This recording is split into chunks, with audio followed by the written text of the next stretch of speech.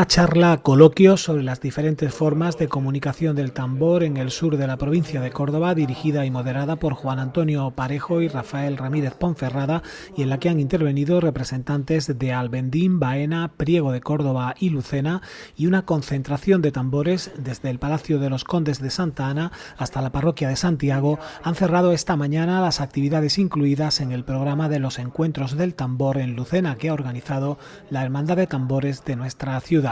En el vistoso desfile han participado un grupo de judíos de la Cofradía de Nuestro Padre Jesús Nazareno de Albendín, la banda de tambores y bombos de la Cofradía de María Santísima de los Dolores y el Cristo de la Buena Muerte de Priego de Córdoba, y representantes de la propia Hermandad de Tambores de Lucena, realizando un pasacalles por el centro de la ciudad. Les dejamos con algunas imágenes y con los sonidos que esta mañana han llenado las calles de Lucena.